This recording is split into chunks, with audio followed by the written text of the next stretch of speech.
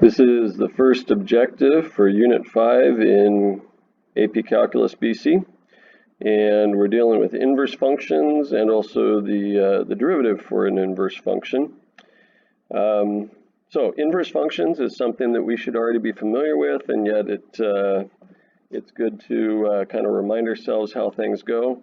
And the first thing we need to realize and remember is a function only has an inverse function if and only if f is monotonic. Now, monotonic is not real common language, so what does that mean? It means that the function is one-to-one. So, and you might be trying to remember what does it mean if it's one-to-one function? Well, for example, we have a vertical line test for functions to tell if something is a function or not, and so it's like if we have some polynomial function, something like this. If we're passing a vertical line through it at various points, is it going through the function exactly one time? If so, it is a function. So this particular function that I'm doing, that is a function because a vertical line that passes through that function is always going through exactly one point. Now, to check to see if something is a one-to-one function or a many-to-one function, we have something called the horizontal line test. And so if we're passing horizontal lines through all the way through the function, is there any place where the horizontal line will pass through the function more than one time? In this case, yes, you can see that there's definitely some places where the horizontal line will pass through the function more than one time. And so that is what's known as a many-to-one function, as opposed to being a monotonic function that is one-to-one. So a monotonic function, the horizontal line would go through the function all the way through one point at a time. Okay, so let's erase that part right now, and let's remind ourselves how this goes. So finding the inverse function of f of x, it's a lot of times it's kind of nice, particularly if you can do a quick sketch, to go ahead and do a quick sketch. Let's remind ourselves of what's going on. So f of x, we should be able to do a quick sketch of this function, and so y equals square root of x minus 3 plus 1. We can see that that's a half parabola. The vertex is at 3, 1, and it's opening up and to the right. And we could do a couple points there, but essentially f is doing something like that. Now, inverses. There are inverses that are not functions, but inverse functions, anyway, whether they are functions or not, and by the way, this one is a function, and this one is also a monotonic increasing function.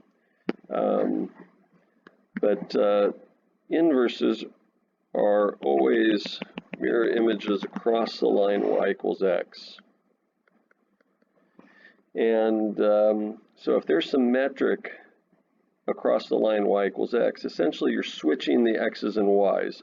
So if we should be able to do a very quick sketch of what's going on. So 3, 1 was the vertex, so that means 1, 3 if we switch the x's and the y's. And if we plotted another point, 4, 2 is another point, so 2, 4 would be a point. And anyway, if you do a couple points, you can pretty soon see that you can get the mirror image across the line y equals x. And so looking ahead, this is what the inverse function is going to be looking like. Now we're not just doing a sketch, but I mean we should be able to do a sketch, and we should be able to see what it looks like. So when this is f, we like to call the inverse function f to the -1. Now, it's notation. It's not an actual exponent. This does not mean 1 over f, so it's notation. but we read it as F inverse. Contextual clues are very important to be paying attention and seeing all this kind of stuff. So here's a sketch of what's going on, but we need to be able to do this algebraically. So how do we find the inverse function algebraically? Okay, so go back to the original function. We switch the x's and y's. Okay, so f of x is really a y. So if we switch the x's and y's, we get, sorry, started to write y. So we switch the x's and y's and we get x equals the square root of y minus 3 plus 1. Okay, and then so I've switched the x's and y's, and now I'm going to solve for y. So, okay, so I'll subtract 1. And I'll square both sides because I'm trying to solve for y. So, and it's actually nice for us to leave it as x minus 1 quantity squared in this case. Right hand side we get y minus 3. And then if I add 3, so I get x minus 1 quantity squared plus 3 is y. Okay, so I got y by itself. And so now we should recognize this, that we're looking at that and we're going, that should be a full parabola. And so, you know, it's like the vertex is at 1, 3, and it's opening up. You know, it's like if I went 1 point to either side, I would go up 1. And you're going, that's not what my sketch was looking like. Well, we have to realize what's going on here. Let's take a look at the domain and range for f. So if I look at the domain for f, the domain x's are greater than or equal to 3, and the range y is greater than or equal to 1. And looking at my function, in my inverse function over here, what's the domain for that one? Well, the domain would be x is greater than or equal to 1, and the range would be y is greater than or equal to 3. Well, that looks like the domain and the range is switched for the function and its inverse. And yes, that is what's happening, because think about what we just did. We switched the x's and y's, and then we solve for y. And the x's are the domain and the y's are the range, and so effectively we're switching the domains and ranges.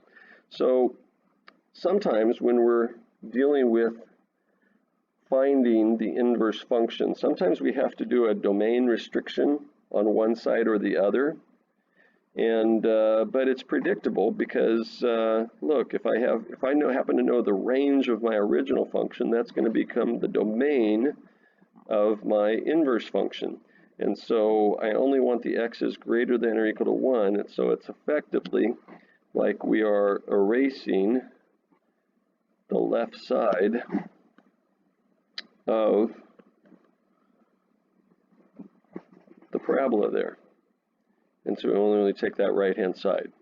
Now that we actually know that it's an inverse function, when we get it in the y equals form, it's nice for us to go ahead and do replace it with inverse function notation. So f to the negative 1 of x is equal to x minus 1 quantity squared plus 3.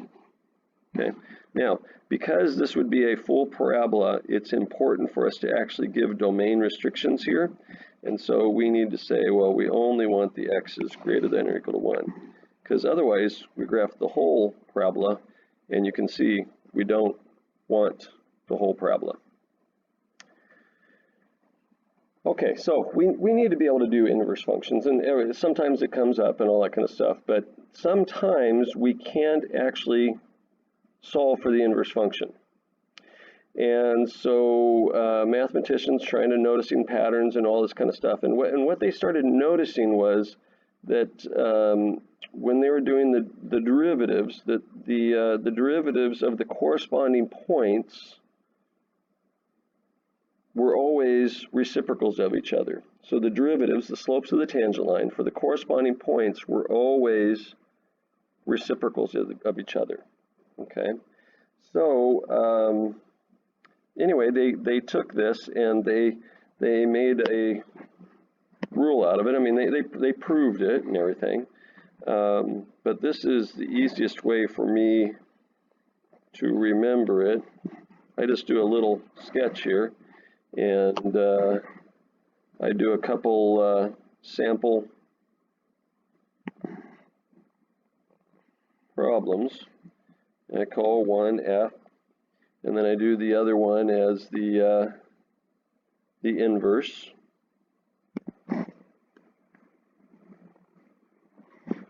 So, but I call it G equals inverse of X. Okay. Now, what do I mean about the corresponding points?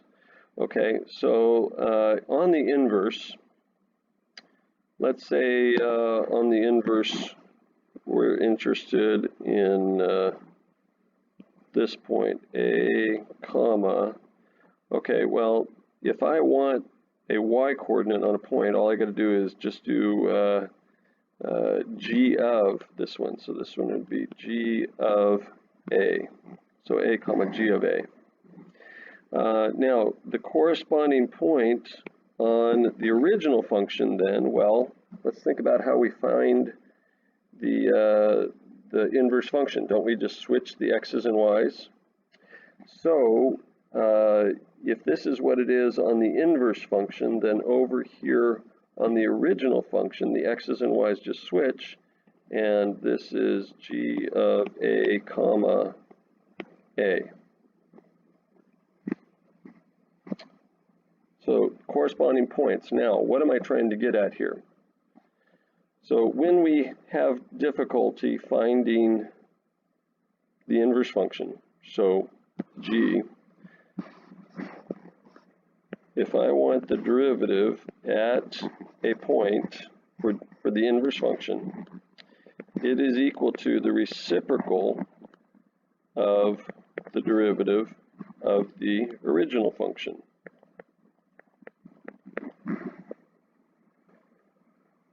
Okay, now this is where G is equal to the inverse function of f.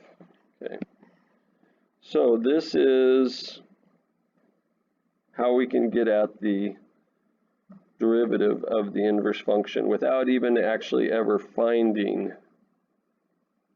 the inverse function. Now we're going to do an example with it right now, and so here's an example. If you think about this one, if we switch the x's and y's, and if we tried to solve for y, look, we would have y cubed plus y, and trying to get y by itself, that's just not happening, is it? Okay.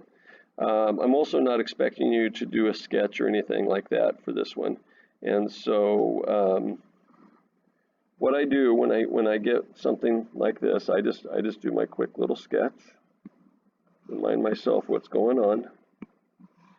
So here's my original function, and here is my inverse. Okay, and I want A comma G of A, and so this one over here is G of A comma A. Okay, now I want G prime of 3. I'll remind myself. G prime of A is 1 over F prime of G of A. Okay, so I just kind of remind myself this is what I'm going to do. So G prime of 3 is equal to 1 over F prime of G of 3. So couple things going on here with this. We need the derivative of f, okay, and that's typically pretty easy. So f prime of x, we've got 3/4 x squared plus 1.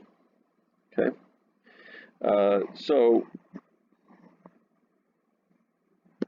this is going to be 1 over 3/4 x squared plus 1 evaluated at g of 3.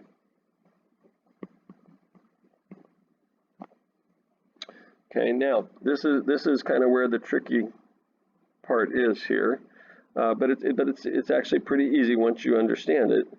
How do we find out what g of 3 is? Well, obviously this point over here is 3 comma g of 3. And you're saying, well, great, yeah, but we don't know what g is. We didn't solve for it. So how are we going to find g of 3? Well, what does it look like on the original function? Because we have the original function. So the original function, it would be g of 3 comma 3. So on the original function, I mean, we still don't know what g of 3 is, but we know that the 3 is the y-coordinate.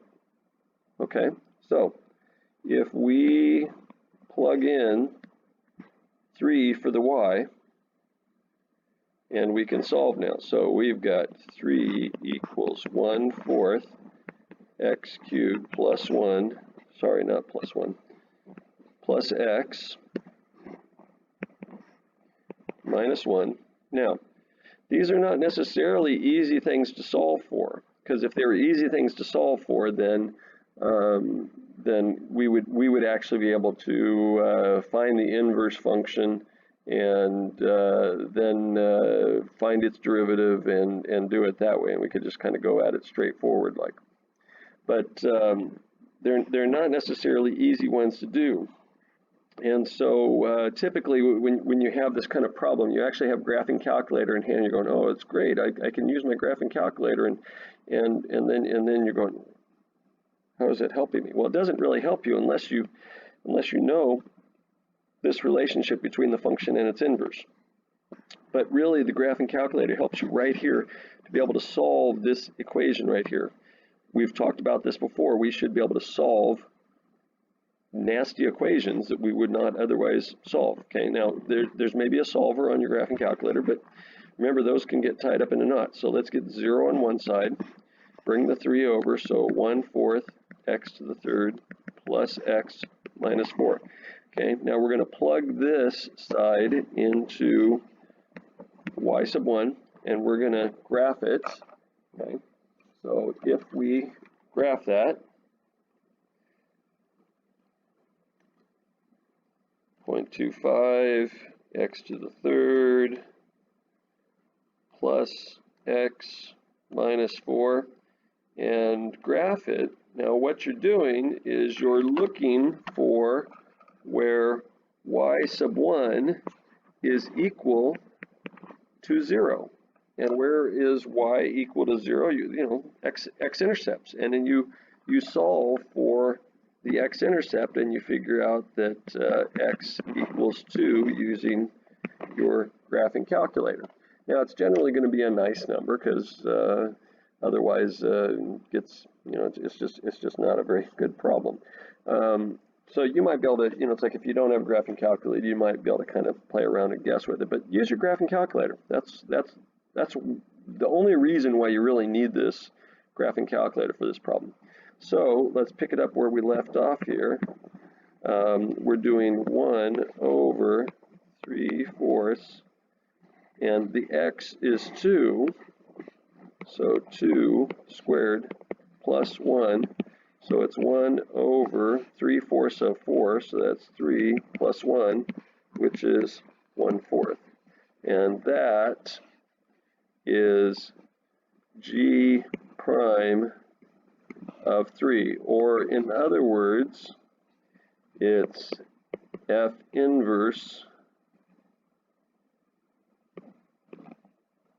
prime of 3. By the way, f inverse prime, that's messy notation, and so that's why when you're dealing with these kind of problems, a lot of times that they'll typically say that g of x is equal to f inverse.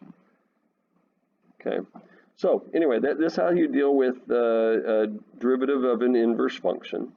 Okay, now in this lesson we are also dealing with some inverse trig functions. Okay, now you should already know your inverse trig functions from Honors Math 3 or your trig pre-calculus class, whatever it was before. Just reminding you real quickly of those things,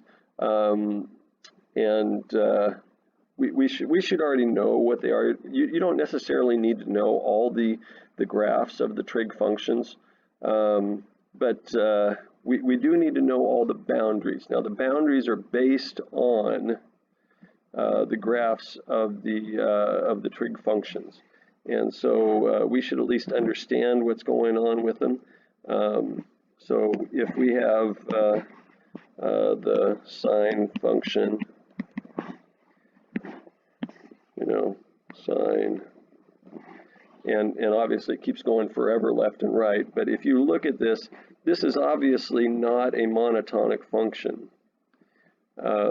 This is a many to one function, and so we have to restrict the domain so that we can get a monotonic function. Now we also want to be able to get all the elevations that occur. And so anyway, what they came up with, they decided to restrict the domain for the sine function from negative pi over 2 to positive pi over 2, because it's a monotonic increasing function right there. And so now, if it's the mirror image across the line, y equals x, then you're essentially looking at something like this.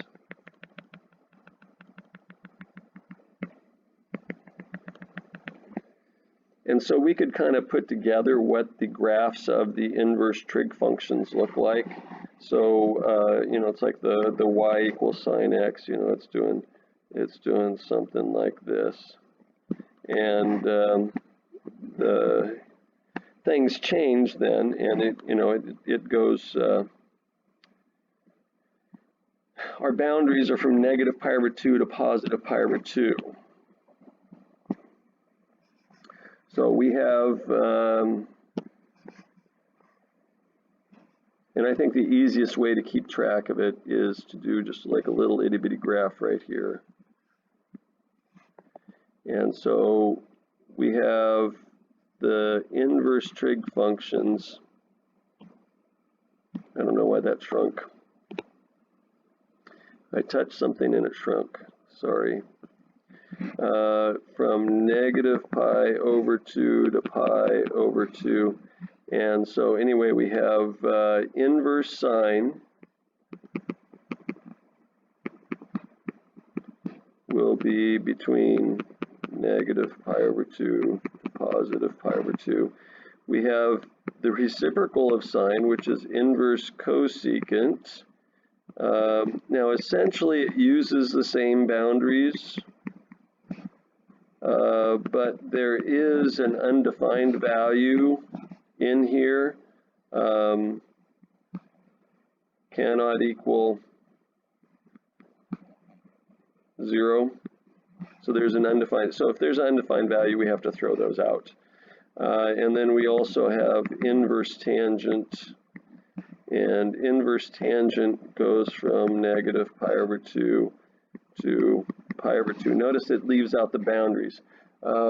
Why does inverse tangent leave out the boundaries?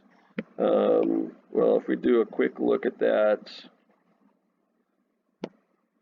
if you think about the graph of the tangent function, it's doing something like this. Now it's doing the same shape over and over again as you're looking from left to right, but the most basic tangent function is like this. And so if you take that one piece right here, that's a monotonic function, and so therefore an inverse function does exist. And so there's the natural boundaries built in, but notice that you can't touch the negative pi over 2 and the pi over 2 because those are vertical asymptotes. Okay? And functions never ever touch or cross vertical asymptotes. And so here are the boundaries for these three inverse trig functions. And then in a similar way, we can figure out that the other boundaries that we have go between 0 and pi. Now, all these boundaries are found by the graphs of the inverse trig function. So it's anyway, so it's important to make sure that you understand that. So inverse cosine, okay, so you're going to be between 0 and pi. And inverse secant will also be between 0 and pi. However, there is an undefined value at pi over 2. Okay, so undefined values, you do have to make sure that you throw those out. Now, inverse cotangent, much like tangent, we have to leave off the endpoints.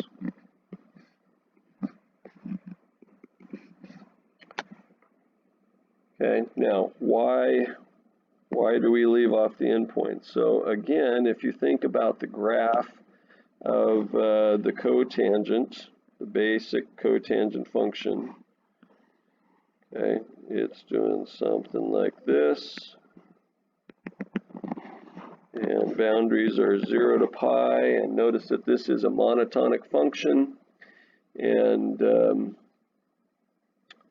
so those are natural boundaries to be able to create an inverse function, since that part of it is a one-to-one function, and we can ignore the rest of it, and then that part is where we get the inverse function from, and so that's why it's leaving off the endpoints of 0 and pi.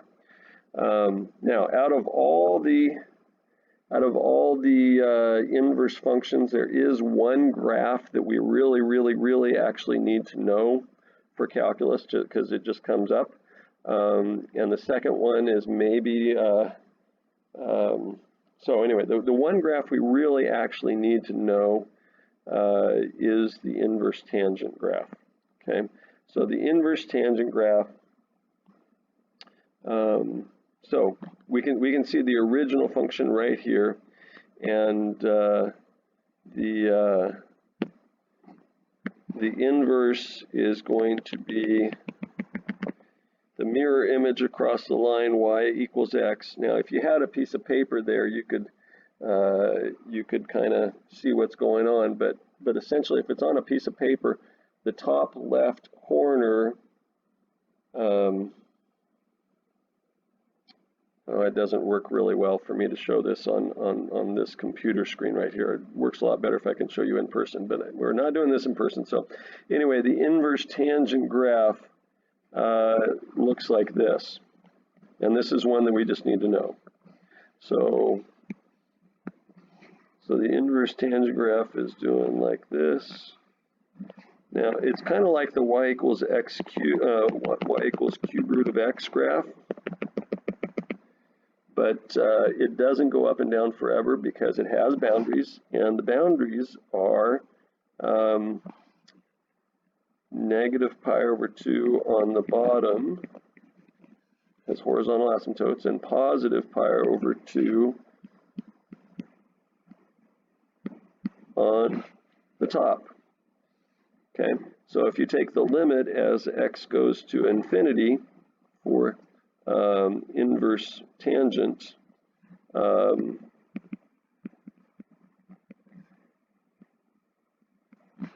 then it's pi over 2. If you take the limit as x goes to negative infinity, then it's negative pi over 2. And that sort of thing will come up a fair amount. And so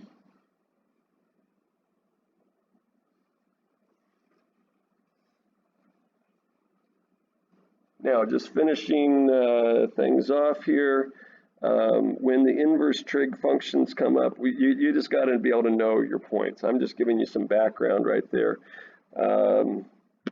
So evaluate.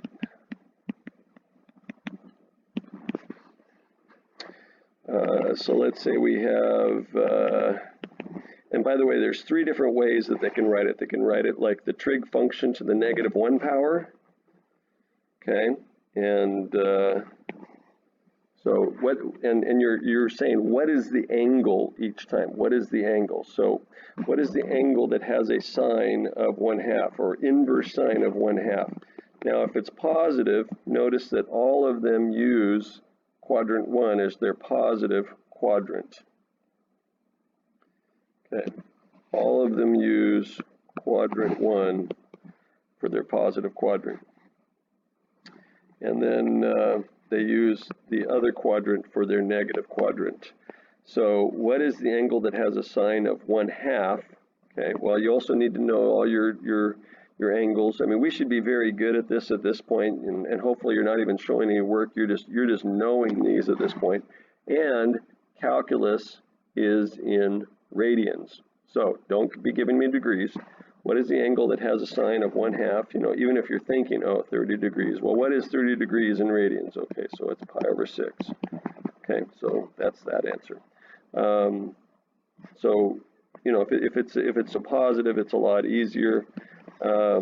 What if we have inverse cosine of -1/2? Okay, and so you're thinking, okay, so it's negative, it's not in quadrant 1.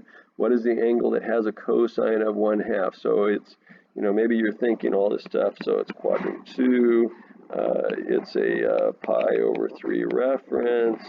Okay, so maybe you're doing all this stuff in your head, so pi/3, but what does it take to get over there? And you go, eventually go, okay, it's 2 pi/3. This is stuff that we did last year in Trig. So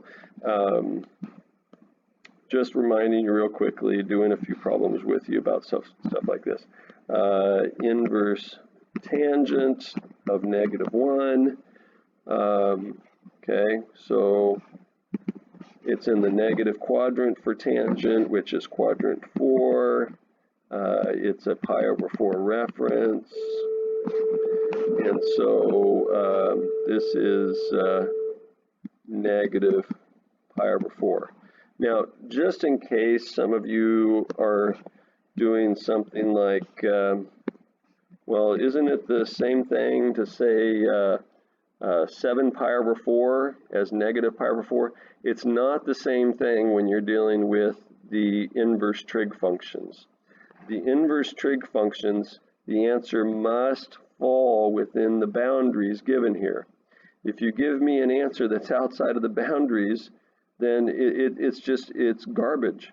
It just doesn't work at all. And so you got to make sure that you're giving an answer that falls within the boundaries. And so that's why inverse tangent has to be negative pi/4. It can't be listed as 7 pi/4.